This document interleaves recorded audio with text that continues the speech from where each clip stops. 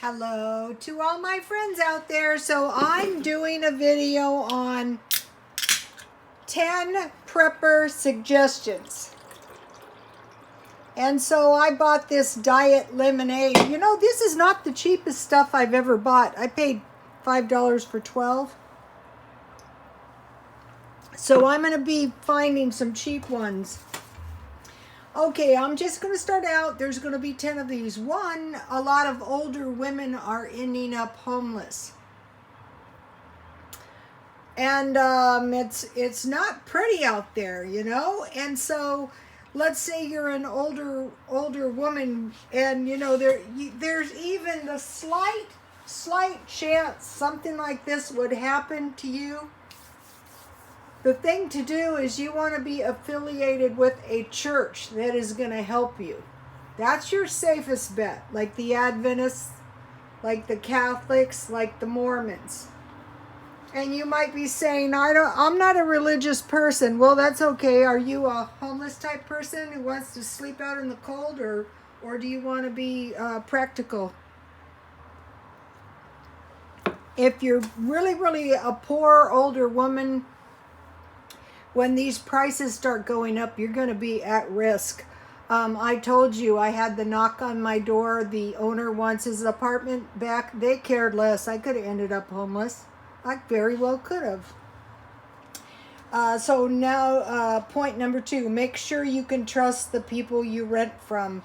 My son and I were just talking about this. Right now, as far as I know, the 2 people we rent from are trustworthy. And I told my son, you know, I want to stay with these trustworthy people because I don't want to have to worry that, you know, I'm going to get one of those knocks on my door. And I am going to take steps that even if I do, I'm not going to pay them another dime. Okay, number 3, make sure you can live in your car. I was doing the stealthy car living thing, and I have some good ideas about living in my car.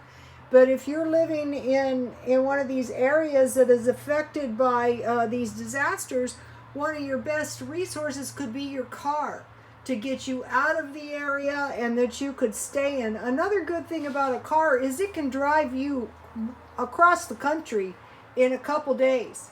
If you know, make sure you can live in your car. I plan on buying a nice van. I want to pay for my Corolla first. Number 4, pay for store gasoline.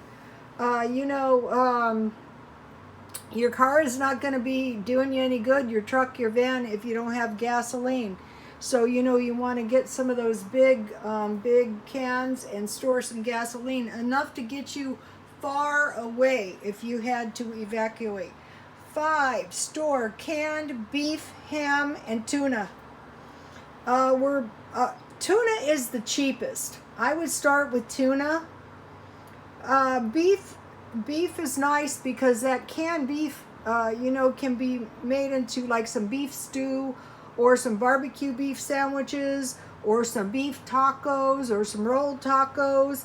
Ham is really good. You saw my little hams the last couple days. That's 5, store canned ham. Okay, I forgot 6. Okay, 7, make sure you can cook. I have barbecues. I don't have any butane camp stoves yet. I have one gasoline camp stove though. Make sure you can light your apartment. Make sure you can keep warm. So I'm going to be working on the keeping warm thing. I don't have one of those heaters. You know, a lot of times you go, well, I live in Southern California. Well, you never know. So make sure you can cook, you have some light, and you can keep warm. Number 8, store cash.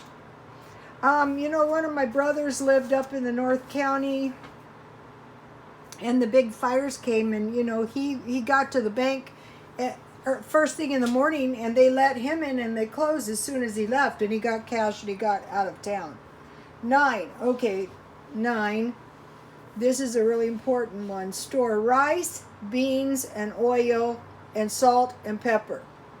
Canned fruit and canned vegetables. One of my customers went down to a polygamy compound in Mexico, and she almost died of starvation, literally. And an old man came up to her and he gave her a bag of beans, a bag of rice, and vegetables, and he told her to plant a garden.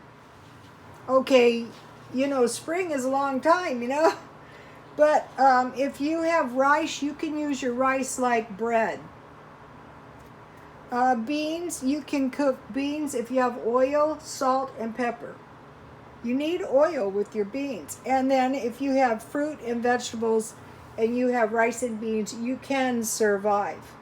Number 10 is store water. And what I do is when I buy these, when they're empty, I save them and I refill them. But if you don't buy your water, when you get big containers of any sort, then store water in them. So those are my 9 tips. For some reason I skipped one, but just to go over them real quickly, a lot of older women are ending up homeless, so make sure that's not you or anybody. Affiliate yourself with some kind of church where you can get some help.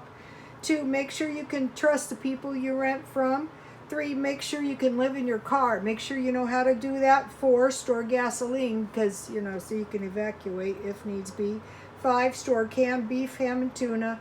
6, make sure you can cook, you have light, and keep warm. 8, store cash.